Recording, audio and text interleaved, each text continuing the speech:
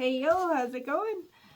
Just giving a quick little update back to my normal diet node because I've finished with my quitting smoking. I've wibble wobbled it back because the sugar cleanse, even though I do those quite often just to kind of keep myself on a lower slope of sugar, but I went ahead and ended the sugar cleanse and replaced it with dessert that I can have as long as I'm sticking with my 3-5-0 method for eating. 3 for a snack, 5 for a meal. Try not to eat unless you're at a 0.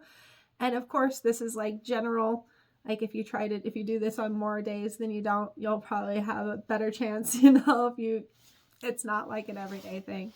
Now, I like to use different tools and tricks to help me stick to plans and stuff like that. So one of the things I like to do is I'll like draw a reminder band on my finger, or I'll wear like a ring. Like I got this one at like Goodwill. It's fake, obviously.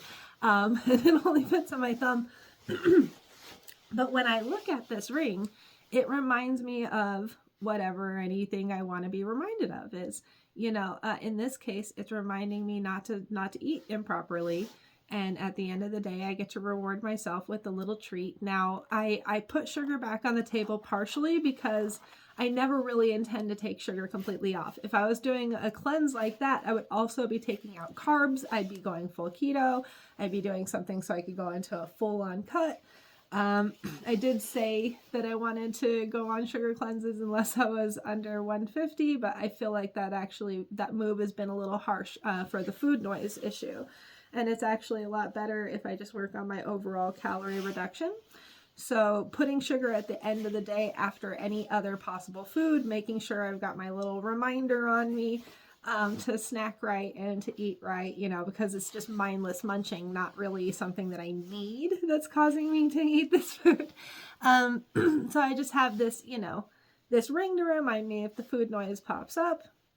No, it didn't. You need to go ahead and stick to your cut as much as possible. I also went ahead and added, because all of I tried all these little timers, I've tried all these little apps, and it just turned into something that my brain just rebelled against. It's that ADHD, like motivate me when I feel like it kind of deal. And so it just felt too pressured and I just wasn't doing it again. It was like adding to my executive dysfunction. So I added something a little bit more simple. I put a step counter on my phone.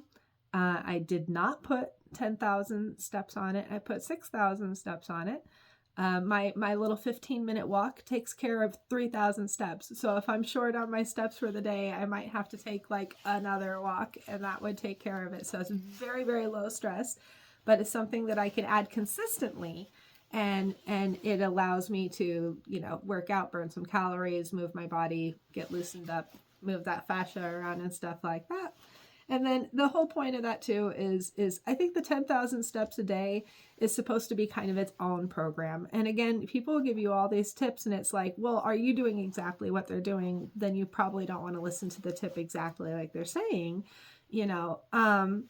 So if I was only walking for fitness, then 10,000 steps a day might be more appropriate.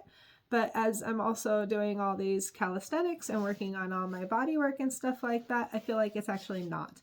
And so a 6,000 is a lot more reasonable if you're going to come home and do calisthenics, which I found a really cool way to use these. I don't know if you can kind of picture it. I don't really feel like doing it in front of people, but if you put like your shoulders, your upper back on this part and your feet on this part, and you carry a weight on your stomach, you can do some seriously good glute work on these things. So that's like one of the gym machines that's almost really hard to find. But I can just tell you right now, I have been using these things like little ground monkey bars, and they are so much fun. They're so great to get creative on. The internet has all sorts of free workouts and access to different techniques to get into those different planches and stuff like that. My L sits, and I've done yoga and Pilates and, body flex and jogging and stuff my whole life, fitness. I'm finding ab muscles that I didn't even know I had doing these L sits. It's so much fun. It's so challenging, and I'm really having a great time doing it. So, yeah, this is how it's going to be for the basic nodes. There's not really, unless I go into another like extreme cut where I cut out carbs and everything too, Probably won't be updating this very much until there's actual progress on the scale. I just wanted to make sure that we were launching off with like how it's going to be before I actually do it, so that when I come back I'll be like, oh, that worked. Oh yeah, by the way, I was doing all this stuff. So that's all I'm doing. Trying to keep it really simple, just kind of like a structured, simple, easy workout, structured, easy food with a simple reward at the end of the day. And also it does help me get myself to sleep. So basically just trying to change my neurological patterns, how it sees food, how it sees eating. And I know that if I just kind of stick with the program long enough and positively enough, eventually my brain and my body are going to realize that that's a good thing and team up together, help me out with that. Cheers.